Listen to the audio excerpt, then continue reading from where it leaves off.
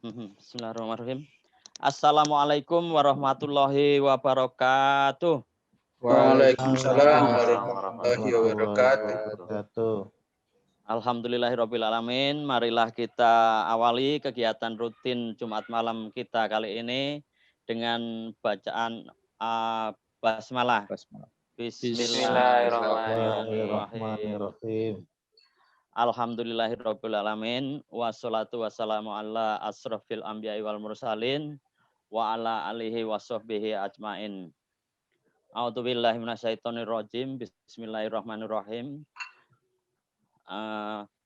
Pertama dan yang utama, marilah kita panjatkan puja syukur kita kehadirat Allah Subhanahu wa taala, yang mana sampai pada kesempatan ini kita masih bisa berkumpul walaupun dalam keadaan tidak bertatap muka atau dalam online untuk melakukan kegiatan rutin daripada PCM Kebon Jeruk kita ini, yaitu melakukan kajian. Untuk kali ini kita akan membahas hadis hadis Arba'in yang ke-23 dan 24. Tapi sebelum lanjut ke pembahasan hadis, sebelumnya kita akan bacakan dulu ayat-ayat suci Al-Quran, yaitu surat Al-Baqarah. Untuk kemarin ayat berapa Pak ya, Pak Arif? 256, 257 Mas. Sekarang 256, 27. 258 sekarang Pak ya? Ya. Baik, kita akan bacakan dulu surat Al-Baqarah ayat 258 yang akan dibacakan oleh adik kita Ainal. Kepada adik Ainal kami persilakan.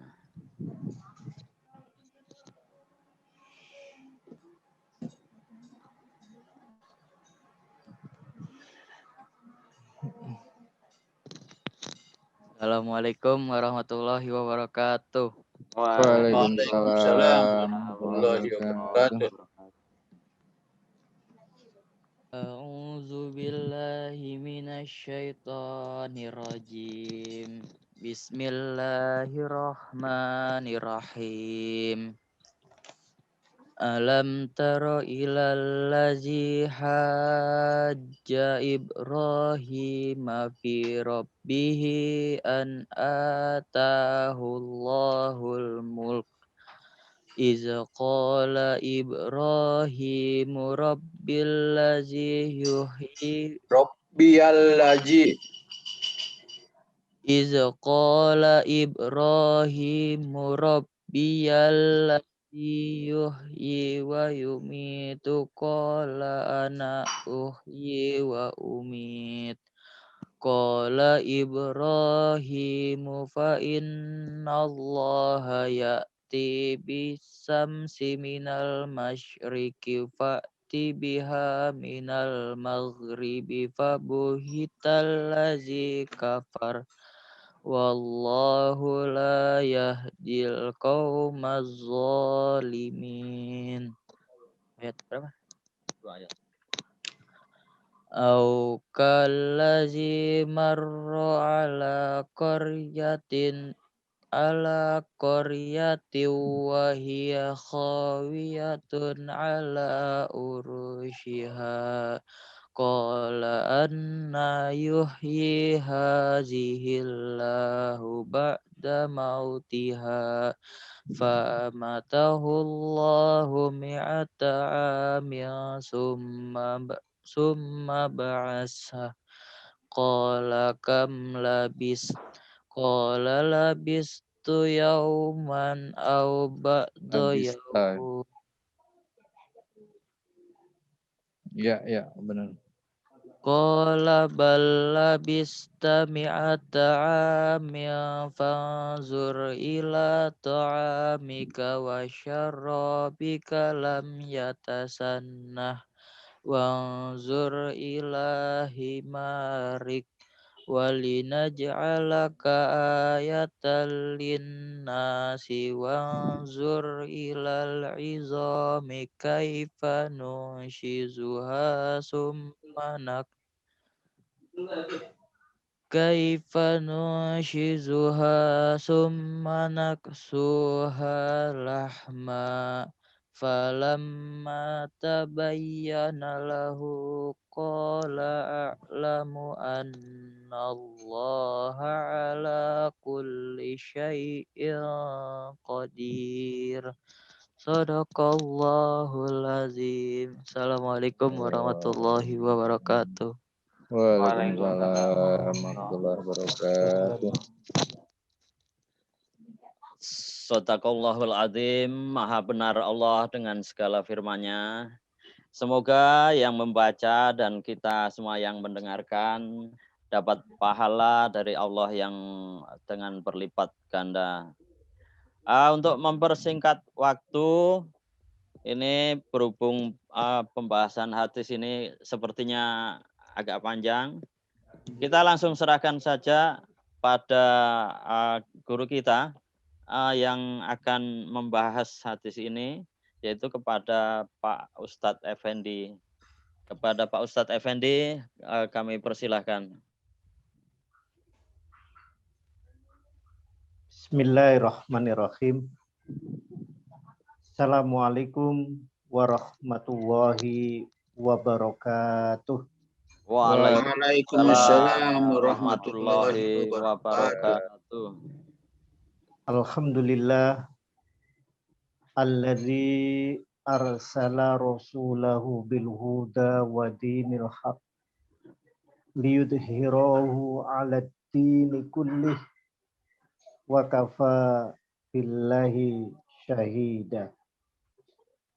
Asyhadu an la ilaha illallah wa asyhadu anna Muhammadan abduhu wa rasuluh. Allahumma salli ala Muhammad wa ala ali Muhammad kama shallaita ala Ibrahim wa ali Ibrahim wa barik ala Muhammad wa ali Muhammad kama barakta ala Ibrahim wa ali Ibrahim innaka Hamidum Majid. Bapak-bapak, teman-teman yang dirahmati oleh Allah Subhanahu wa taala, syukur alhamdulillah pada malam hari ini kita bisa pertemuan walaupun dengan online, dengan jarak jauh, tapi kita ingat adalah tetap dekat dalam hati. Jadi kita jauh, tapi insya Allah tetap dekat dalam hati. Bapak-bapak dan teman-teman yang berbahagia, alhamdulillah kita masih dikasih kesempatan, satu kesempatan untuk mengkaji, yang kedua kesempatan kita untuk meningkatkan iman maupun ketakwaan kita. Amin. Dengan mengaji inilah insya Allah jalan menuju surga. Karena kita ingat pesan Nabi, man salaka thoriqon. Kok San? Halo? Ya Pak, lanjut Pak. Lanjut ya. Kedengeran? Oh ya. Karena dalam hadis Nabi, ya, dalam hadis Nabi digambarkan atau diungkapkan, man salaka thoriqon yaltamisu fi ilman sahalallahu lahu fihi thoriqon ilal jannah. Hadis riwayat Muslim.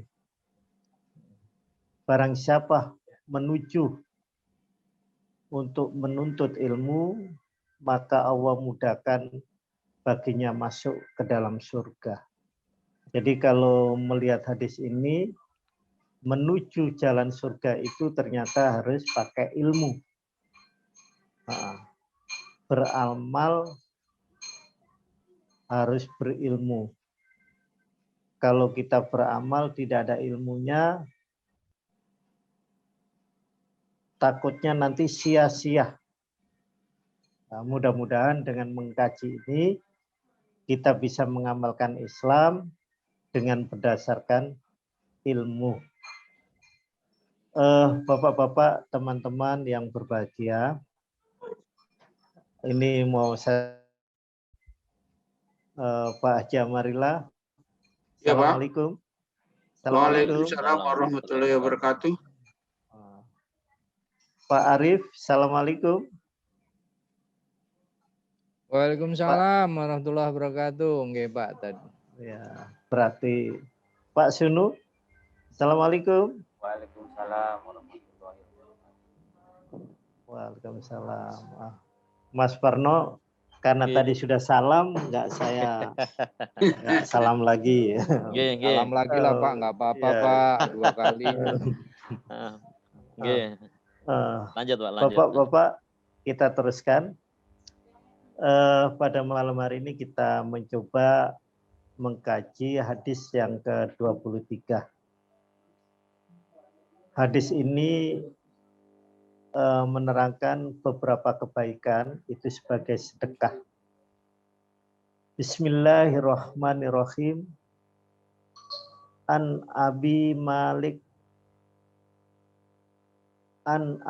Malikil Harisi ibni Asim al-As'ari. Dari Abu Malik Al-Haris ibnu Asim al-Ash'ari. Jadi bapak-bapak, teman-teman, orang Arab itu namanya banyak, namanya panjang. Tapi ingat, Abu Malik Al-Haris ibnu Asim ini adalah salah satu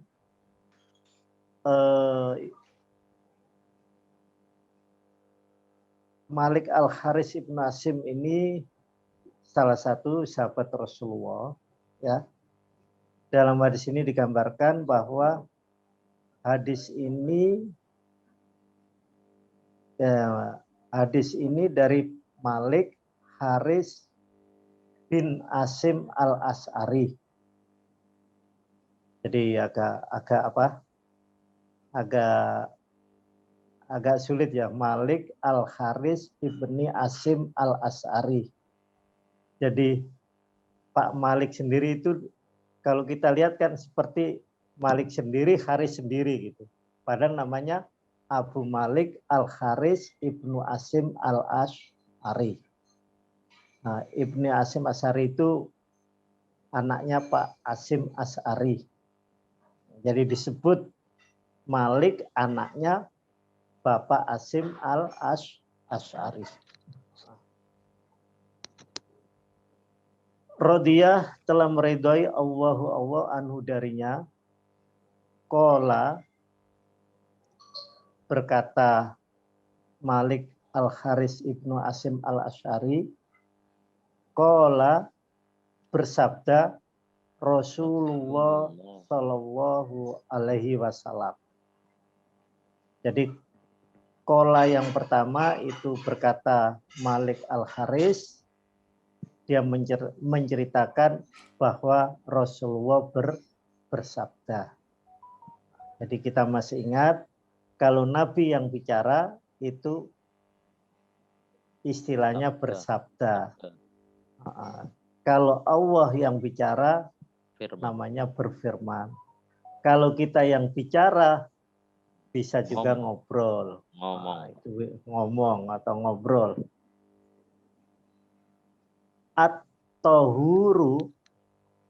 At-tahuru bersuci, satrul imani bagian dari iman. At-tahuru bersuci, satrul imani bagian dari iman. Walhamdu dan segala puji lillahi bagi Allah tamlaul mizan.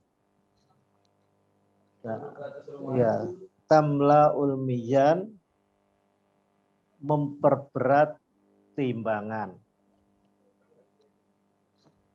Walhamdu, dan segala puji lillahi, bagi Allah, tamla'ul mizan, memperberat timbangan.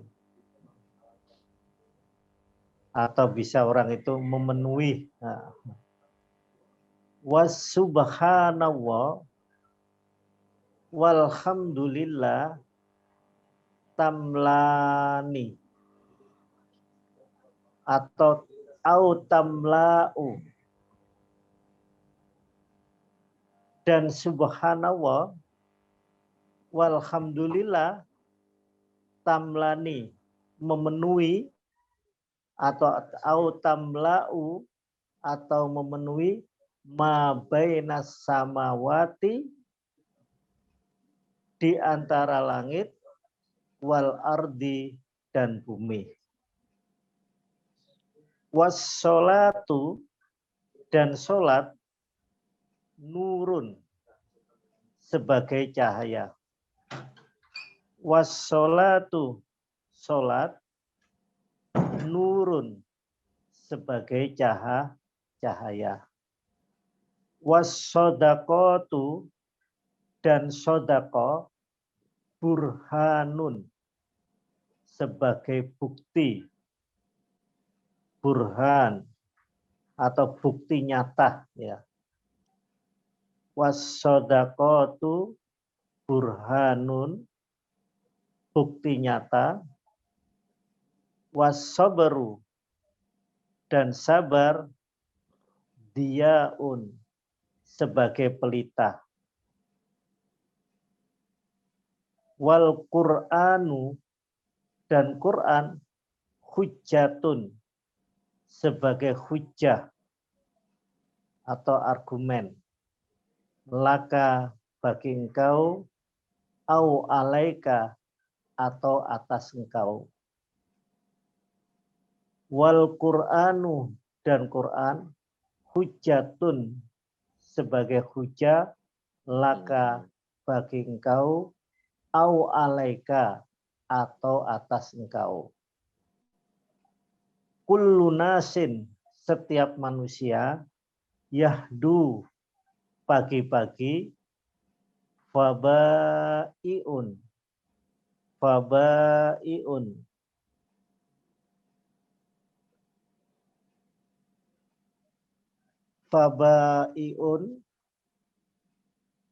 mempertaruhkan nafsahu, jiwanya. Famuktikuha, ada yang untung, au mubikuha, dan ada yang merugi.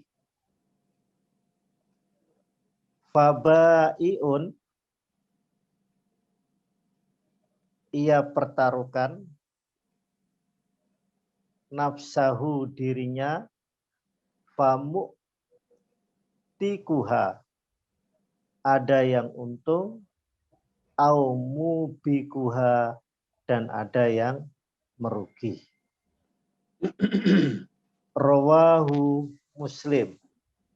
Hadis ini diriwayatkan oleh Imam Muslim. Rawa, menceritakan atau meriwayatkan, hadis Muslimun, yaitu Imam Muslim.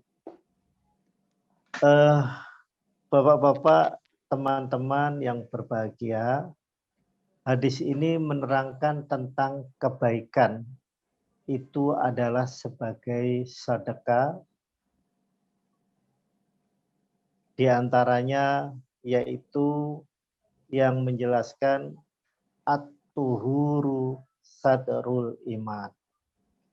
Jadi saya ulang lagi, hadis ini datangnya dari Pak Malik Al-Haris Ibnu Asim Al-Asy'ari. Jadi kenapa bukan Abu Malik, tapi kok Abi, karena di depannya ada huruf an. Jadi sebenarnya itu Abu Malik, Pak. Kalau bahasa kita itu Pak. Jadi Abu itu artinya bapak. kecuali Pak Abu Bakar. Nah, lain lagi itu Pak Abu Bakar itu nama itu, bukan panggilan, Pak. bukan Pak. Jadi namanya Abu Bakar. Jadi kalau artinya memang Bapak Bakar gitu. Tapi dia itu kan namanya kalau di KTP mungkin namanya Abu Bakar gitu.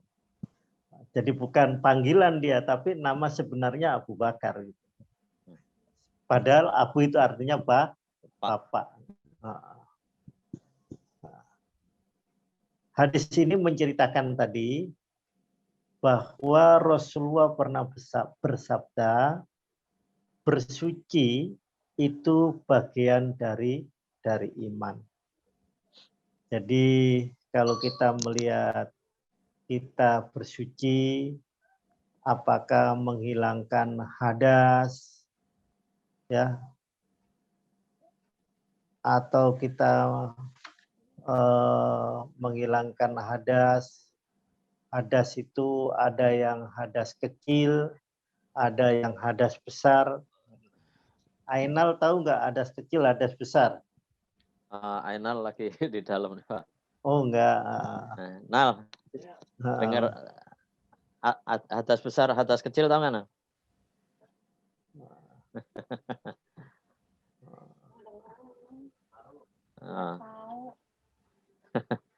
Lanjut Pak, tahu ya Pak? Iya, tahu.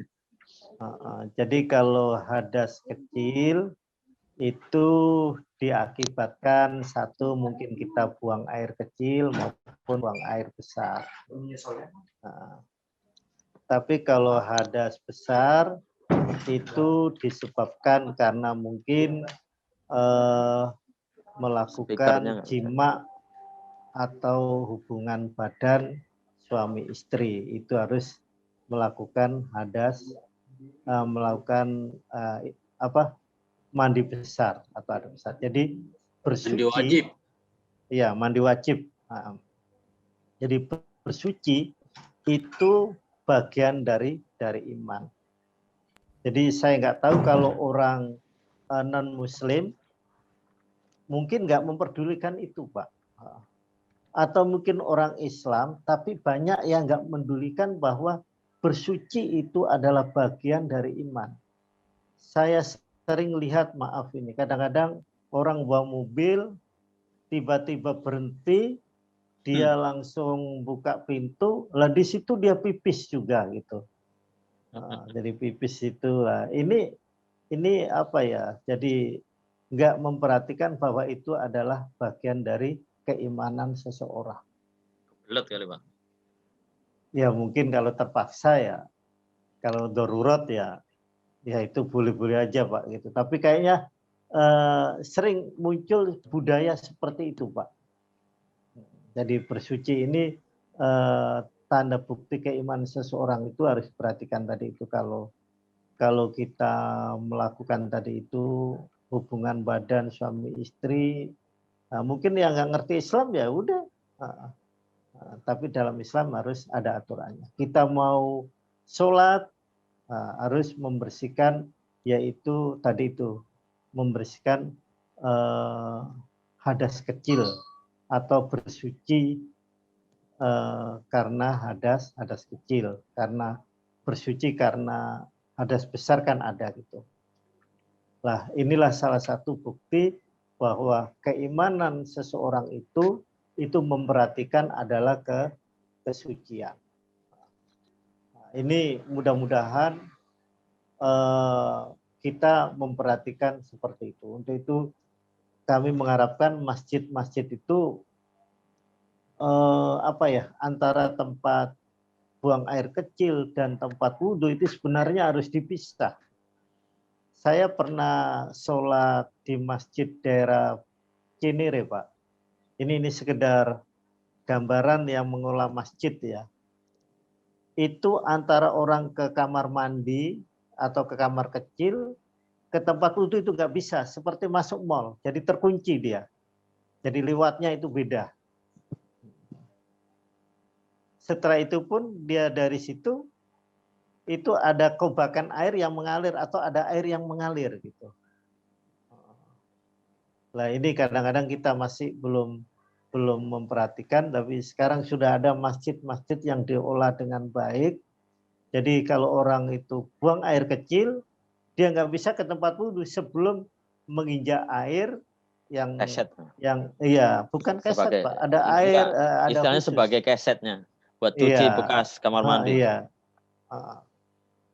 Bukan bekas kamar mandi, memang air yang mengalir ada juga, Pak. Bukan, maksudnya bekas kaki kikil dari kamar kecil tadi, Pak. Iya. Nah, Ya jadi itu. dicuci dulu baru ke tempat wudhu gitu. Iya, jadi ini kalau dulu masih sering ada orang bikin apa ya, tempat wudhu bareng-bareng itu, sekarang alhamdulillah sudah tidak ya apa ya, sudah mungkin sudah enggak ini ya, sudah jarang lah. Jadi wudhu bareng-bareng di kobakan atau tempat air gitu, kaki masuk, kita juga jebur di situ. Ini. Jadi sekarang udah lebih bagus gitu. Tapi Islam ternyata 1442 tahun yang lalu sudah membicarakan bahwa kebersihan itu adalah bagian dari keimanan seseorang. Untuk itu seorang muslim harus memperhatikan, yaitu di saat sholat pun kita itu harus bersih badan. Ya, bersih badan itu tidak kena najis, bersih pakaian yang kita pakai juga tidak najis, dan bersih tempat untuk kita sholat juga tidak najis. Jadi kalau kita sholat itu pakaian kita harus bersih, terus badan kita juga bersih, dan juga tempat sholat yang akan kita gunakan itu juga harus bersih. Jangan sampai kita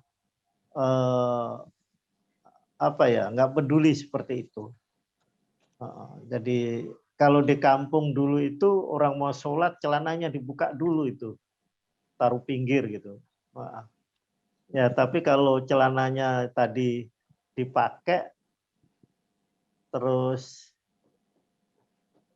masih basah, mungkin kan juga masih belum bersih juga gitu. Jadi ada memang wilayah tertentu dia kalau mau sholat celananya dipinggirin itu ke samping gitu, takut celananya itu kotor gitu. Itu mungkin, tapi kalau kita sudah paham pakaian-pakaian yang bersih, kita usahakan di saat sholat itu harus kita perhatikan. Karena memang Islam memperhatikan at-tuhuru satrul iman. Ini jamak, ini tuhur, bukan disebut tohar. Jadi kesucian yang lain itu sebagian dari iman. Jadi ingat, tadi itu jangan sampai seperti ya saudara-saudara kita, dia pipis sembarangan, ceboknya nggak tahu, istinja juga dia enggak gitu. Kadang-kadang langsung yang punya aqua ya disiram pakai aqua gitu.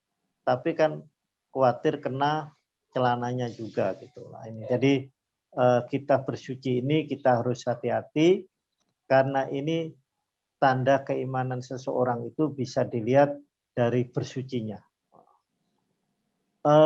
Saya memperhatikan orang yang imannya bagus berarti bersucinya juga bagus. Kalau imannya dia benar-benar baik, lihat aja bersucinya. Untuk itu kita dianjurkan, kenapa setiap Jumat, huslu yaumal Jum'ati wajibun, sampai ada hadis gitu. Mandi besar di hari Jumat itu salah satu kewajiban, walaupun ahli fikih memahami itu adalah sunnah. Ini menandakan bahwa kita setiap hari Jumat pun dianjurkan kita adalah mandi besar. Jadi ada hadis huslu yaumil jum'ati wajibun atau wajib, walaupun para ahli fikih itu disunatkan kalau setiap hari Jumat kita mandi besar. Jangan sampai kita seorang muslim, jangan kita tidak pernah mandi besar, istilah kasarnya gitu. Karena mandi besar itu kan dari ujung rambut sampai ujung kaki. Dan Rasulullah kalau mandi besar itu dimulai wudhu dulu. Jadi Nabi kalau mandi besar itu wudhu dulu baru dia mandi. Bukan mandi dulu baru wudhu. Jadi mandi besar yang dicontohkan Rasulullah itu wudhu dulu baru mandi besar. Dan juga orang memahami kalau memandikan jenazah itu bukan istilah diwudukan, tetapi dibasuh mulai dari anggota wudhu, baru dimandikan. Nah, ini. Jadi saya ulang lagi, kesucian atau bersuci itu adalah bagian dari keimanan seseorang. Jadi kita sebagai seorang muslim harus memperlihatkan yaitu kesucian atau kebersihan kita baik dalam diri kita maupun di tempat tinggal kita. Kita teruskan, walhamdu dan segala puji. Nah, ini yang sering saya ungkapkan, kullu kalimatin thayyibatin shadaqah. Setiap kalimat yang baik itu adalah termasuk bernilai sedekah. Jadi tidak hanya kita mengeluarkan sebagian uang yang kita miliki, tetapi juga termasuk kita mengungkapkan walhamdulillah tamla'ul mizan. Dan ucapan alhamdulillah atau segala puji bagi Allah adalah memperberat timbangan. Tamla'u itu asal usulnya adalah memenuhi atau ya memberatkan timbangan. Jadi bapak-bapak kita harus membiasakan kita mengucapkan yaitu alhamdulillah. Alhamdulillah. Jadi memang wirid setelah sholat itu diatur, Pak. Jadi 33 alhamdulillah, subhanallah, alhamdulillah, Allahu akbar itu 33. Tapi kalau kita mengucapkan alhamdulillah di luar waktu sholat juga nggak ada masalah. Nggak ada masalah. Berapa jumlahnya? Ya kalau di dalam hadis ini tidak harus jumlahnya segini, ya pokoknya segala puji pagi atau alhamdulillah itu sebagai memperberat atau memenuhi timbangan. Jadi nilainya itu sangat tinggi sekali. Jangan sampai kita memahami sedekah itu hanya harus berupa uang, tapi ternyata kalimat hamdalah juga sudah nilainya nilai pahala. Wa subhanallah. Nah, juga kita alhamdulillah. Wa subhanallah. Kalau sholat kan subhana dulu, baru alhamdulillah. Nah, kalau di dalam hadis ini kaitannya dengan ini menerangkan bahwa Maha suci Allah, walhamdulillah. Nah, jadi subhanallah walhamdulillah pas.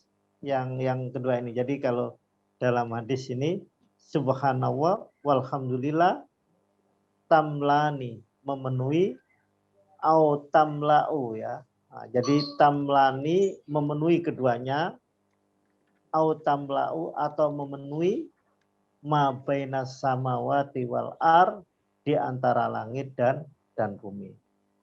Artinya nilai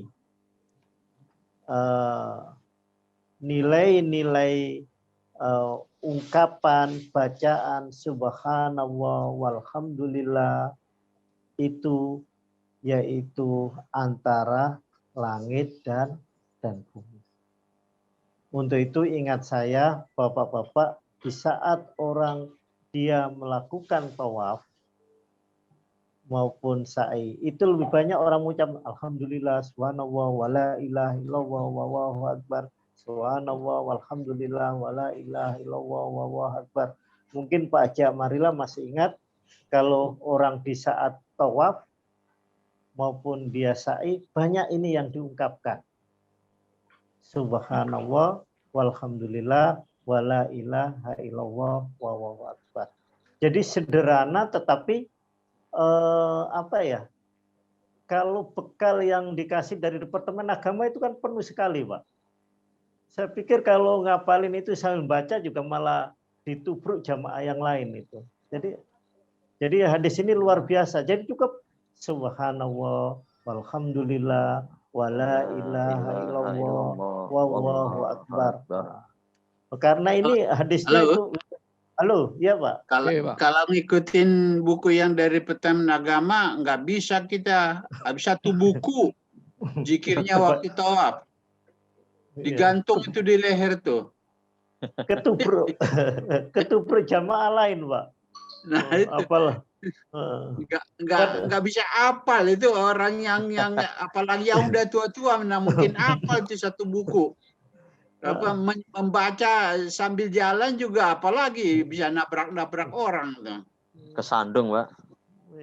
Jadi saya kira ini praktis banget ini yang diajarkan menurut hadis ini. Iya, jadi tapi saya lihat orang-orang Turki, orang-orang itu Pak, lebih banyak ini juga gitu Pak. Tapi orang kita itu banyak sholawatan, sholawat bukan sholawat Nabi, sholawat. Kadang-kadang sholawat apa, naria, sholawat badar itu, aduh mau mas. Padahal dalam hadis, subhanallah walhamdulillah tamlani au tamla umma bainas samawati wal ard. Ini kan kaitannya dengan nilai pahala antara langit dan bumi. Jadi kita nggak usah terlalu kalau orang Jawa itu terlalu ngoyo harus doa ini, doa ini, doa ini. Jadi saya ingat bahwa doa yang sederhana aja lah gitu kan, nggak usah banyak. Subhanallah, walhamdulillah, wala ilaha illallah, wallahu akbar. Mau diteruskan wala haula wala quwata illa billahil azim. Nah, baru Rabbana atina fid dunya, udah itu aja kita ungkapkan, insya Allah itu sudah sederhana, mencakup. Nah ini perlu sekali. Saya bingung kenapa Departemen Agama bikin doa yang panjang-panjang gitu ya. Itu kan tidak praktis kalau menurut saya ya. Terlalu gitu ya. Bikin pusing jual orang. Buku Pak, itu Departemen Agama. Jual buku ya Pak. Percetakannya biar laku, Pak. Percetakannya biar laku. Terus pakai tali itu suruh kalungin sambil baca katanya jalan. Ya ditubruk orang lah Pak. Nah, ini saya jangankan haji, saya tawaf aja mau nyium Hajar Aswad aja susah Pak. Nah, sudah sampai 1 meter gitu saya lihat ada yang naik saya balik aja lagi daripada nanti diinjak-injak. Jadi bapak-bapak, teman-teman, kita berbuat baik itu bisa kita bertasbih, bertahmid, dan juga bertakbir, dan juga membaca haqqolah. Nah, baca tahmid itu ya alhamdulillah. Baca tasbih subhanallah. Baca takbir Allahu Akbar. Baca haqqolah la haula wala quwata illa billah.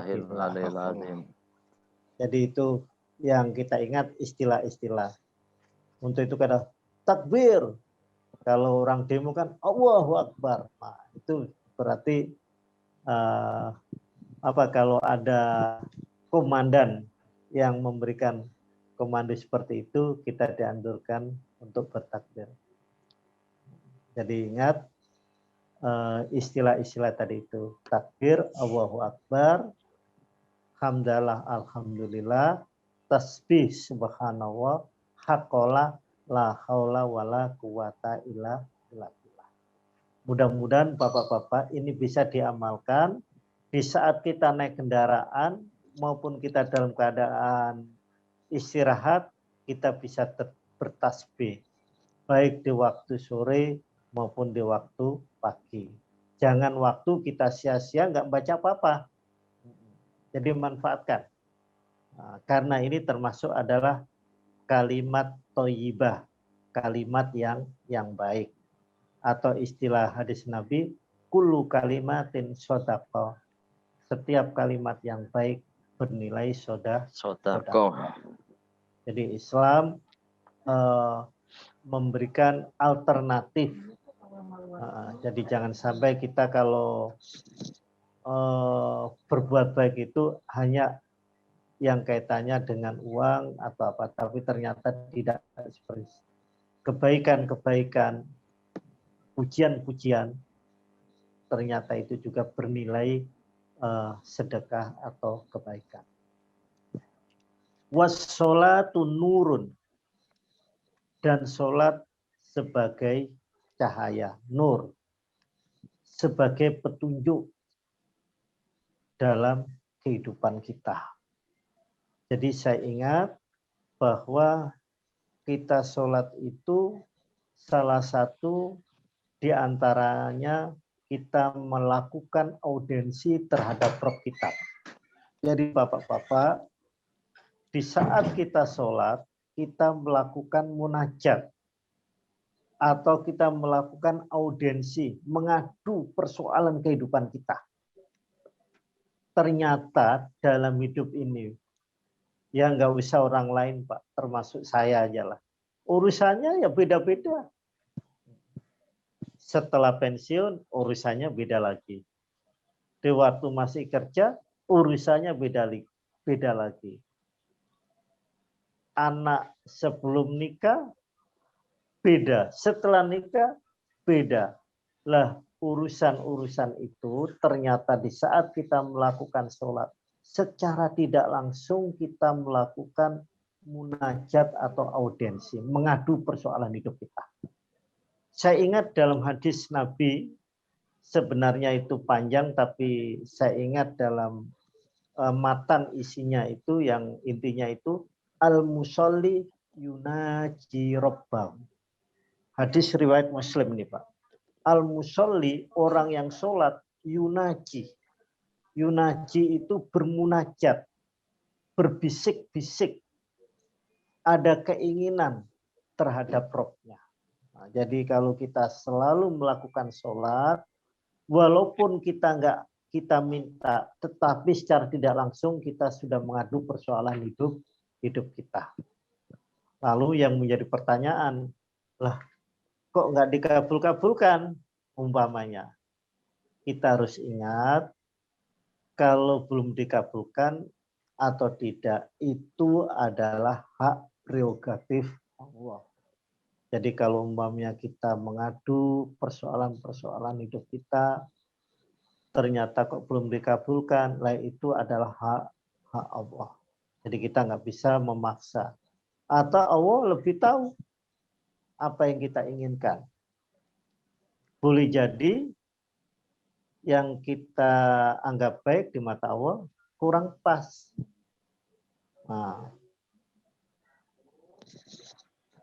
jadi saya ulang, was-sholatu nur, sebagai cahaya, sebagai penerang dalam kehidupan kita. Untuk itu orang bilang kalau dia rajin sholat, katanya jidatnya atau apa Pak itu? Jidat, kening. Nah, itu katanya beda sama orang yang nggak sholat. Jadi dari lihat kepala, bukan kepala ya. Nah, itu tadi kening ya, Pak. Ya. Jidat, kalau bahasa saya itu jidat. Kalau bahasa Indonesia nggak tahu apa itu namanya. Kalau di tempat saya batuk, Pak. Dahi. Nah, apa Pak? Dahi. Nah, itu beda. Jadi orang yang nggak pernah sholat sama yang rajin sholat itu beda. Batuk Pak kalau tempat saya Pak. Iya. Jadi itu sangat-sangat pengaruh. Mungkin kalau kita bertanya, dia sholatnya rajin, tapi perilakunya kok nggak seperti yang dicontohkan, lah berarti sholatnya perlu diperbaiki. Kalau ada orang sholatnya rajin, tidak sesuai dengan perilaku dalam kehidupan sehari-hari, berarti sholatnya perlu diperiksa. Sudahkah sholat sebagaimana yang ditentukan oleh Rasulullah? Solu kama solu bagaimana? Sholatlah kamu Seperti kama sholat itu usolli. Sholatlah kamu sebagaimana aku sholat. Nah, ini yang perlu kita ini. Jadi kalau ada orang kata sholatnya baik, tapi kok kehidupannya enggak seperti sholat, nah, berarti sholatnya perlu diperiksa. Bapak-bapak dan teman-teman, di saat kita mengungkapkan kalimat yang kita baca di saat membaca surat Al-Fatihah, di situ itu sudah tertera, Pak, sebagai bukti was-sholatu nurun tadi itu. Kita mengungkapkan ihdinas siratal mustaqim. Tunjukilah kami jalan yang lurus. Jadi di saat sholat itu hidup kita ini minta terarah, terbimbing.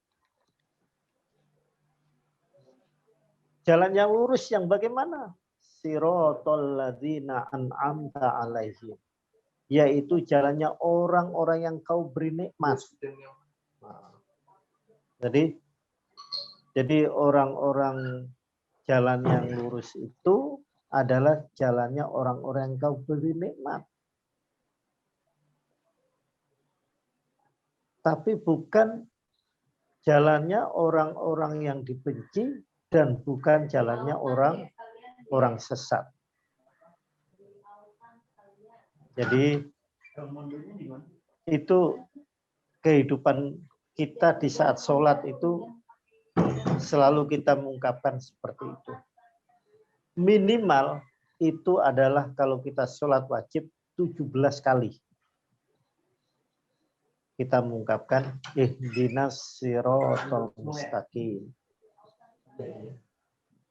Jadi mudah-mudahan bapak-bapak, teman-teman, sholat ini jangan sampai ditinggal. Karena sholat adalah sebagai cahaya dan sholat ini adalah sebagai salah satu sarana mengadu di hadapan Allah Subhanahu wa Ta'ala. Jangan sampai punya prinsip seperti ini. Sholat tidak sama aja tetap miskin. Nah, ada yang gitu. Dia nggak mau sholat. Kenapa? Saya sholat juga nggak kaya, tetap juga miskin. Udahlah nggak usah sholat. Nah, jangan jadi sholat nggak ada kaya dan tidak ada kaitannya dengan kemiskinan. Sholat adalah tanda ketaatan, kepatuhan seorang hamba. Dan insya Allah kalau orang itu rajin ibadah, dijamin oleh Allah dia tidak lapar dan hidupnya tidak dijamin rasa aman. Nah ini jaminan, Pak.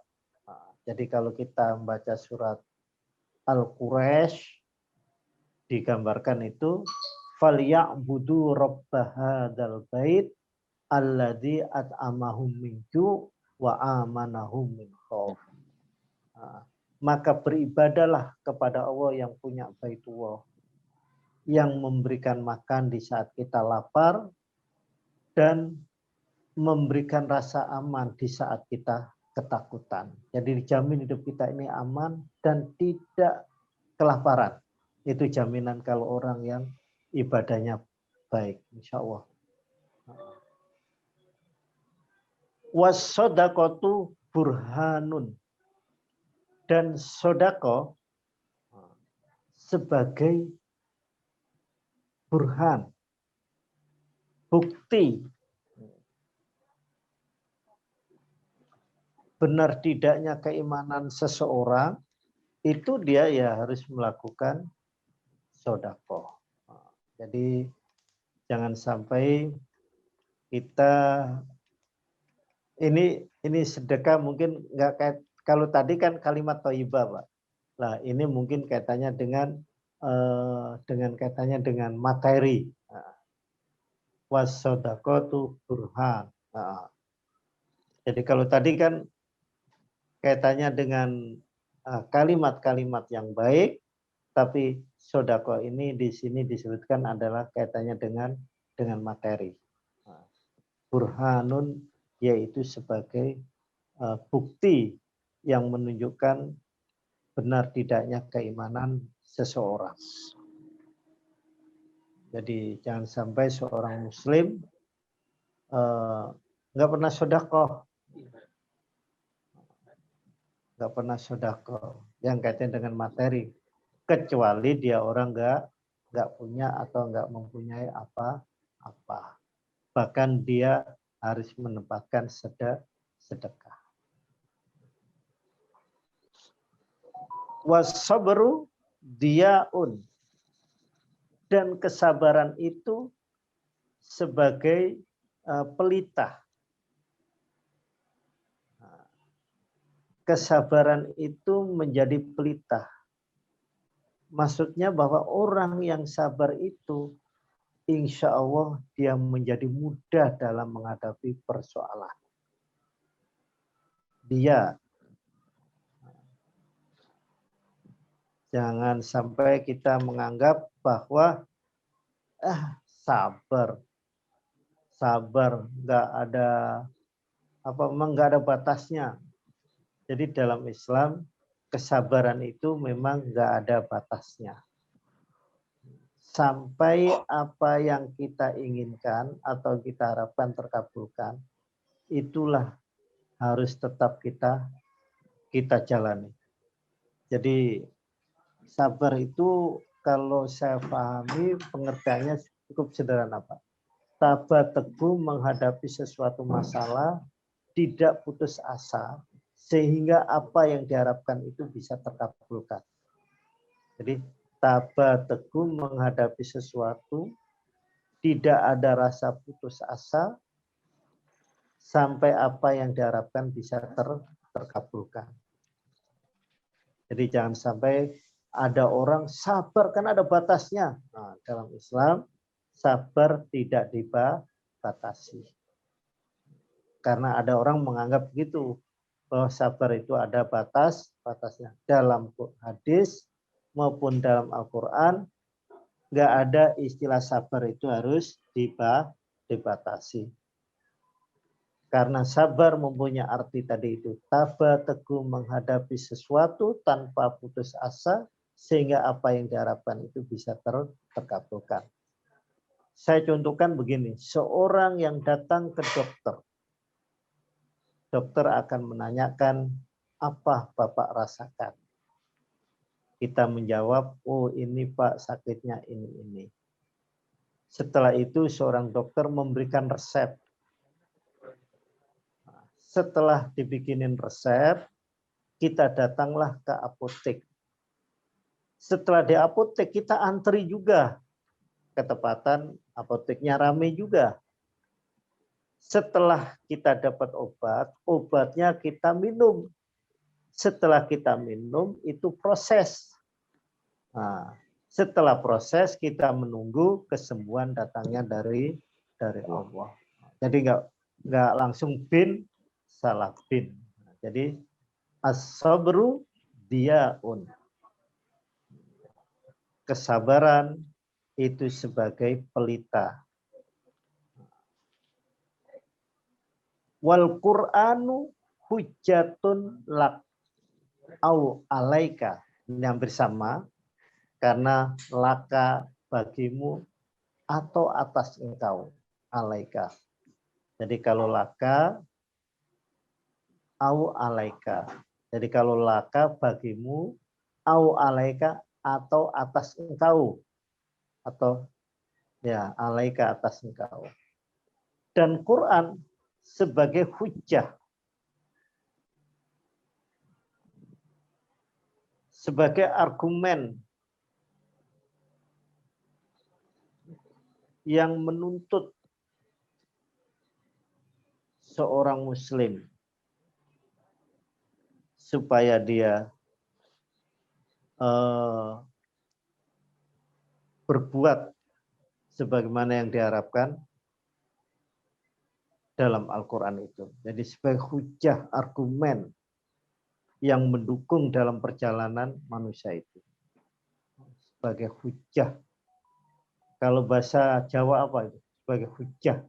Mas Parno? Iya, Pak. Kalau sebagai hujah, kalau bahasa Jawanya apa itu? Apa ya? Senjata apa ya? Senjata apa? Sebagai senjata. Argumen. Hujah itu argumen sebagai ya, Pembenaran. pembenaran. Ya.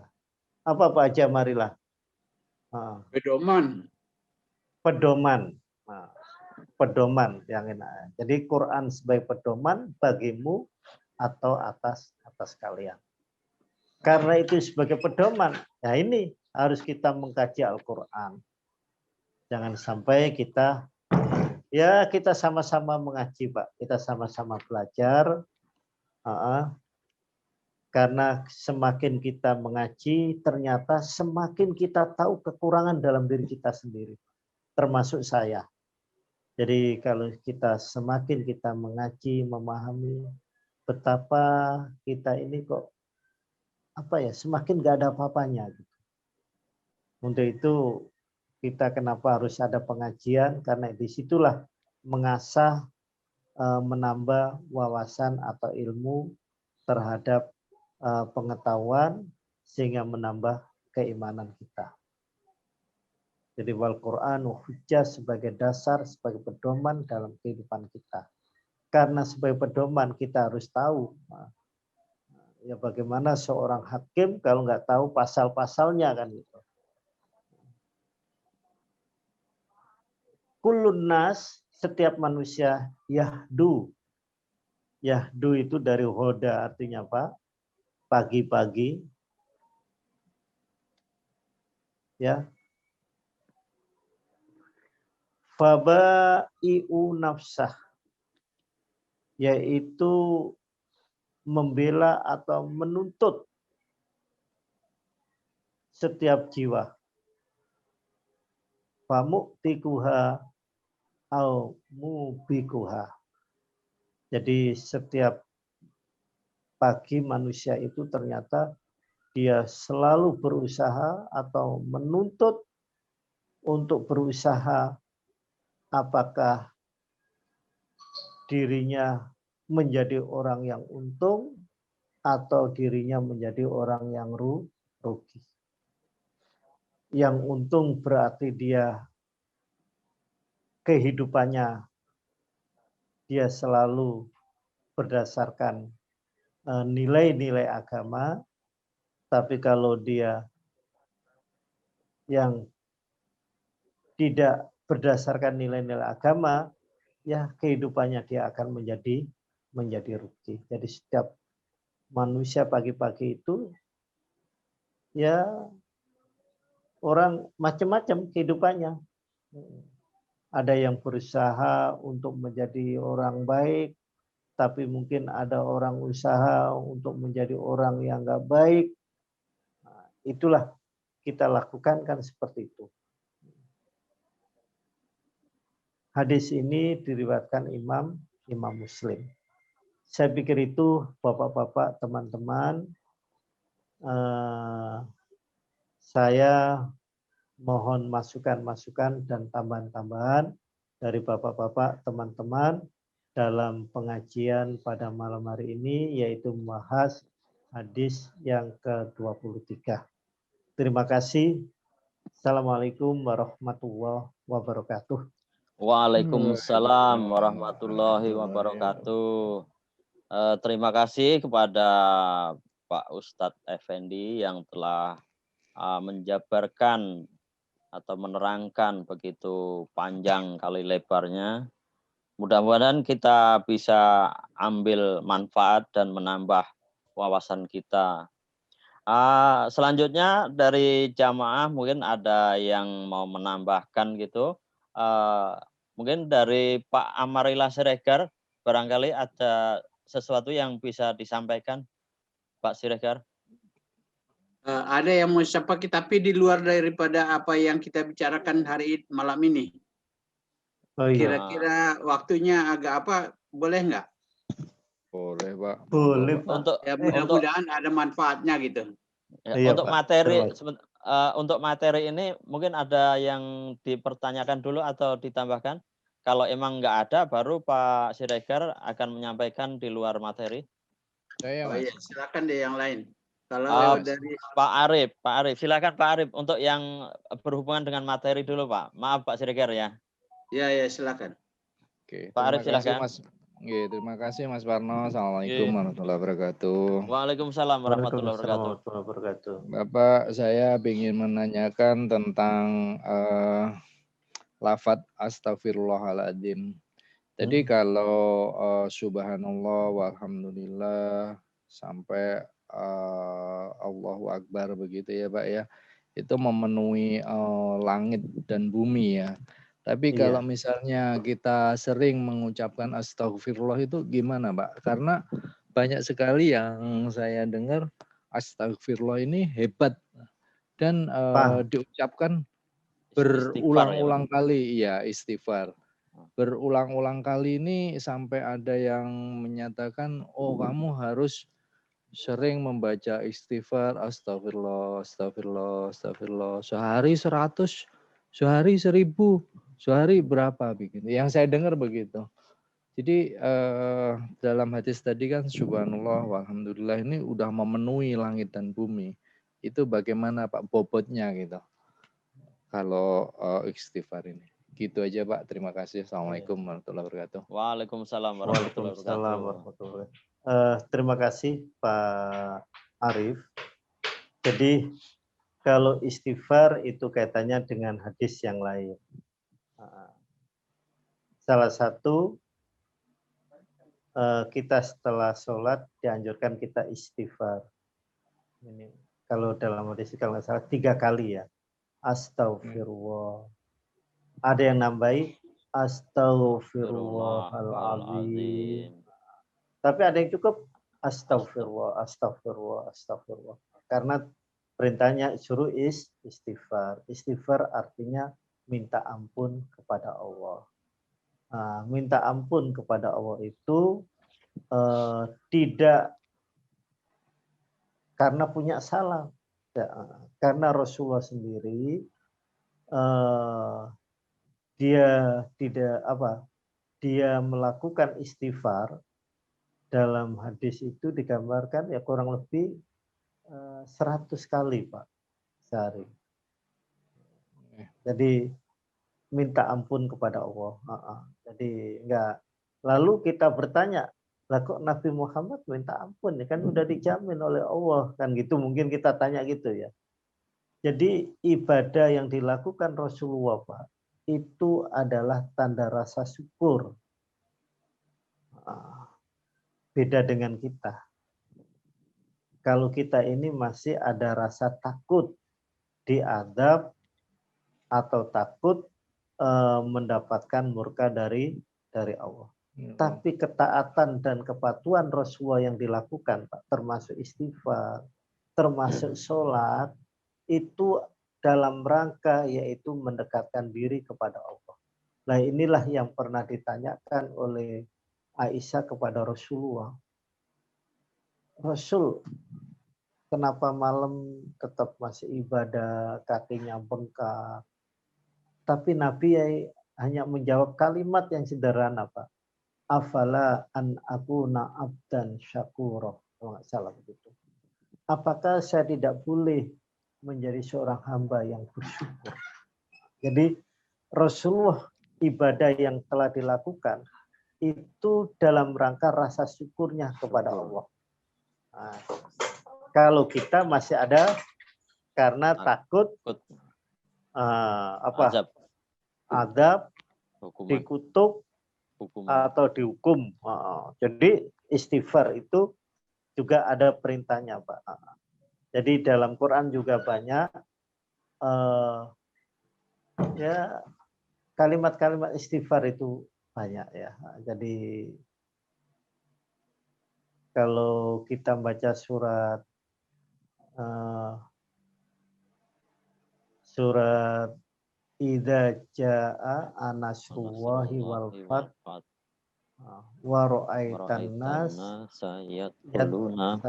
yadkhuluna fi dinillahi afwaja fasabbih bihamdi rabbika wastaghfir. Nah, itu dalilnya juga gitu, Pak. Jadi setelah Rasulullah memperoleh kemenangan, Pak, kota Mekah itu ditaklukkan, di situ diantaranya adalah disuruh memuji kepada Allah dan istighfar. Nah, jadi bukan apa ya, kalau bahasa kita kalau dapat kemenangan itu kan pesta ria ya, makan-makan mungkin apa gitu. Di situ disuruh istighfar, Pak. Suruh istighfar. Nah, jadi iya, di sini nggak ada perintah berapa-berapa, disuruh istighfar ya. Kapan saja, di saat kita memperoleh kenikmatan juga diperintahkan untuk istighfar, minta ampun. Jadi dalil yang kaitannya dengan istighfar itu juga hadis lain, dan dalil yang berkenaan dengan baca tasbih dan hamdalah juga hadis yang lain, Pak. Jadi jangan sampai nanti kita gini, kalau sudah memenuhi langit dan bumi ngapain istighfar kan gitu. Dan juga kita ingat, Pak, kita ya maaf ya, kita ini kan manusia. Ada orang yang memahami manusia itu dari kalimat man dan nasa. Artinya apa? Orang yang suka lupa atau orang lupa. Jadi manusia itu banyak lupanya, maka dia dianjurkan banyak istighfar. Untuk itu disebut manusia. Jadi manusia itu dari kalimat man dan nasa. Orang yang suka lupa. Nah, mudah-mudahan kita enggak. Amin. Jadi gitu Pak Arif. Jadi istighfar itu dalil yang lain, dan juga itu ya kita lakukan kapan saja.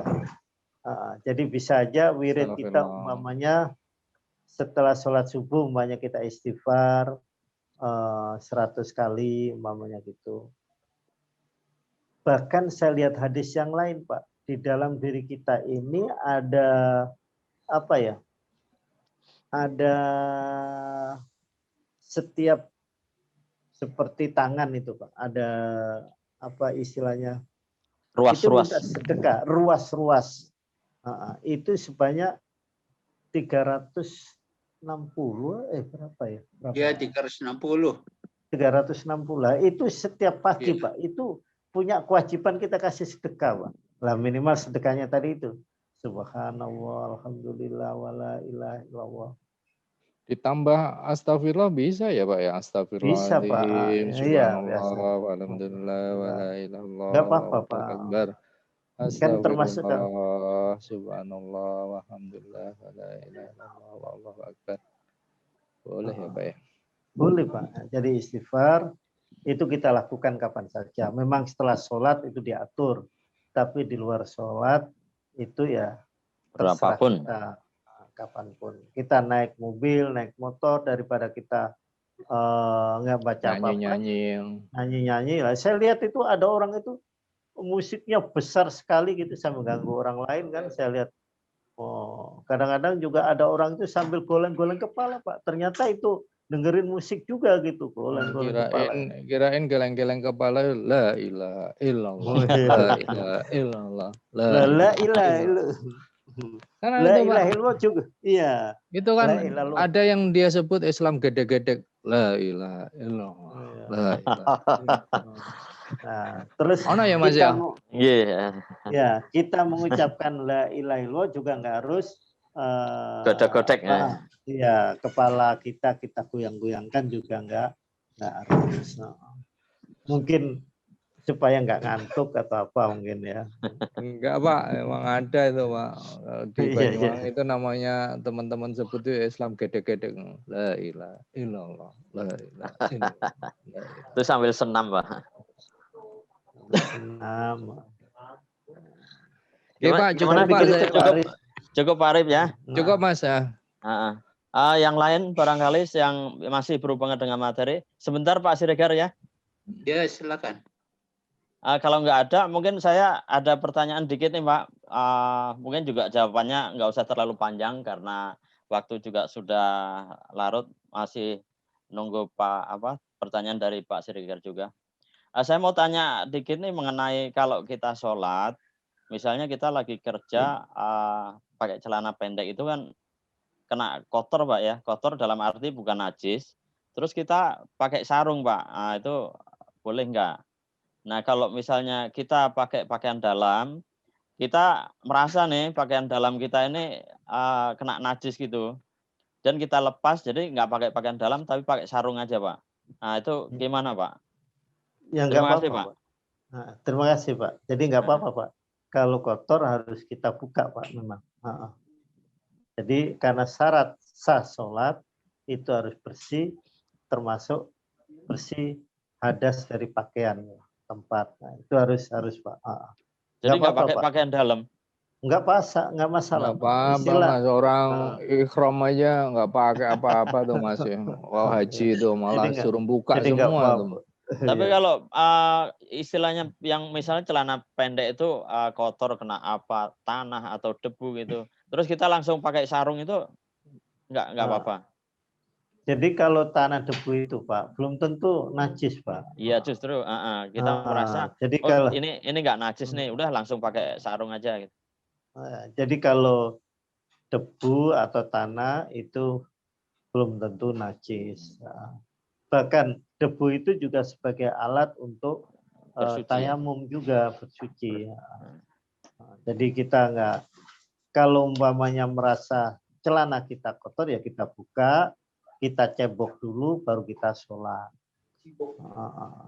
Jadi istinja ya. Kalau bahasa kasar kita cebok lah. Jadi gitu. Memang harusnya gitu. Nggak usah kita malu-malu. Kalau malu-malu ya kamar mandi dulu, ditutup baru buka celananya gitu. Baru sholat. Karena malu itu kan berbuat buruk ya. Oke Pak. Oke, sabar-sabar. Baik Pak, terima kasih Pak atas jawabannya. Selanjutnya saya serahkan kepada Pak Siregar yang akan menyampaikan sesuatu. Silakan Pak Siregar. Baik, terima kasih. Assalamualaikum warahmatullahi wabarakatuh. Waalaikumsalam warahmatullahi wabarakatuh. Ini kayaknya ini pas nih dengan untuk jawabannya pertanyaannya Pak Arif. Saya akan bacakan suatu tulisan judulnya Manfaat Istighfar. Manfaat istighfar. Oke. Pas ini Pak. Mohon agak sabar dikit ya. Siap. Iya Pak. Lanjut Pak, lanjut. Ya. Saya nggak apa-apa membaca ya. Nggak apa-apa Pak. Bismillahirrahmanirrahim. Al-Hafiz Ibnu Hajar Al-Asqalani di dalam kitab Fathul Bari mengutip asar dari Imam Al-Hasan Basri. Asar itu adalah ucapan atau perbuatan daripada para sahabat, bukan dari Nabi. Kalau dari Nabi itu hadis ya namanya. Iya Pak. Ini asar. Bahwa ada 4 rombongan tamu yang datang secara terpisah kepada beliau untuk meminta nasihat. Tamu yang pertama datang mengeluhkan masa paceklik di daerahnya dan sudah meresahkan masyarakat. Lalu beliau berpesan kepada tamunya itu untuk beristighfar kepada Allah Subhanahu wa taala. Jadi mengeluh masyarakatnya yang disuruh beristighfar. Selang beberapa saat Imam Al-Bukhari kedatangan tamu kedua. Imam Al-Basri kedatangan tamu kedua. Tamunya menyampaikan keinginan agar terbebas dari kemiskinan. Beliau memberikan nasihat untuk beristighfar juga. Jadi nasihatnya selalu istighfar. Datang lagi tamu berikutnya yang menyampaikan di sekitar tempat tinggalnya sedang kekeringan disebabkan tidak turunnya hujan. Kembali Imam Al-Basri menyampaikan petuah kepada tamunya untuk memperbanyak istighfar kepada Allah Subhanahu wa taala. Tak lama setelah tamu ketiga meninggalkan rumah Al-Basri, datang tamu keempat. Dia menyampaikan harapan memiliki keturunan dari pernikahan mereka. Dan ungkapan singkat beliau adalah perbanyak istighfar. Jadi selalu nasihatnya istighfar nih. Tanpa disengaja keempat rombongan tamu itu bertemu di suatu tempat dan saling menceritakan keluh kesah mereka. Karena merasa mendapatkan nasihat yang sama, muncul persepsi bahwa sang imam mengeneralisasi masalah dengan memberikan satu jawaban. Mereka bersepakat kembali ke kediaman sang imam meminta penjelasan. Sesampainya di rumah Imam Al-Basri, sang imam mengajak mereka menyimak Quran surat Nuh, surat nomor 71, ayat 10 sampai 12. Ini saya baca terjemahannya aja ya. Iya, Pak. Nanti Al-Qur'annya bisa dilihat. Jadi surat Nuh ayat 10 sampai 12. Artinya adalah, maka aku katakan kepada mereka, mohonlah ampun kepada Tuhanmu. Sesungguhnya Dia adalah Maha Pengampun. Niscaya Dia akan menurunkan hujan yang lebat dari langit atas kalian. Dan Dia akan melipat gandakan harta dan anak-anak kalian. Mengadakan kebun-kebun atas kalian, serta mengadakan sungai-sungai untuk kalian. Setelah mendengarkan kalam ilahi itu, mereka tersadar nasihat sang imam bukan seperti dugaan mereka. Dengan perasaan malu, mereka pun akhirnya meninggalkan rumah beliau. Di sini ada tambahannya lagi bahwa istighfar itu dapat menghindarkan hamba dari siksa dan musibah. Quran surat Al-Anfal ayat 33. Istighfar bisa mendatangkan rahmat Allah. Quran surat An-Naml ayat 46. Istighfar dapat menambah kekuatan selama tidak melakukan dosa. Quran surat Hud ayat 52. Istighfar juga merupakan syarat dikabulkannya doa. Quran surat Hud ayat 61. Dan tentu istighfar dapat membuat diampunkannya segala dosa. Quran surat Ali Imran ayat 135. Sebagaimana hadis Rasulullah SAW dari Abdullah bin Abbas radhiyallahu anhu, barang siapa yang senantiasa beristighfar, niscaya Allah akan menjadikan baginya kelapangan dari segala kegundahan yang menderanya, jalan keluar dari segala kesempitan yang dihadapinya, dan Allah memberikan rezeki dari arah yang tidak disangka-sangka. Hadis rawahu Abu Daud, Ibnu Majah, Baihaqi, dan Tabrani. Dari nas di atas menunjukkan bahwa istighfar adalah sebab diampuninya dosa, turunnya rezeki dari langit, dilapangkannya harta dan keturunan, syarat dikabulkannya doa, serta dibukakannya berbagai kebaikan hingga masalah apapun yang dihadapi seorang hamba selalu ada jalan keluarnya. Nah, ini tulisan singkat, Pak ya. Insya Allah kalau ada kesempatan lain lagi, kita akan bisa kita kemukakan ada suatu judul lagi yang namanya kekuatan istighfar. Kalau yang tadi manfaat istighfar, saya kira sudah bisa kita pahami bahwa istighfar itu sangat banyak manfaatnya. Jadi perlu kita perbanyak istighfar, bukan merupakan suatu celah ya. Apa-apa yang sering disuruh istighfar. Ternyata inilah jawabannya. Saya kira demikian Pak, kurang lebihnya karena waktu yang singkat. Assalamualaikum warahmatullahi wabarakatuh. Waalaikumsalam warahmatullahi wabarakatuh. Alhamdulillah, terima kasih Pak Siregar yang telah menambahkan materi ini yang insya Allah bermanfaat untuk kita semua dalam kita beribadah kepada Allah Subhanahu wa Ta'ala. Amin. Saya kelupaan untuk Pak Sunu, belum saya sapa. Mungkin ada sesuatu yang mau disampaikan Pak Sunu? Tidak Pak, tidak ada. Oke, terima kasih. Mungkin dari Pak Effendi mau menanggapi lagi yang dari Pak Siregar. Saya pikir cukup Pak. Alhamdulillah. Alhamdulillah. Baik, terima kasih kepada jamaah semua. Mudah-mudahan kita selalu istiqomah dalam beribadah dan selalu dalam lindungan Allah Subhanahu wa Ta'ala. Amin. Akhirnya marilah kita akhiri kajian kita kali ini dengan doa kafaratul majlis. Subhanallahumma rabbana wa bihamdika asyhadu an la ilaha illa anta astaghfiruka wa atubu ilaik.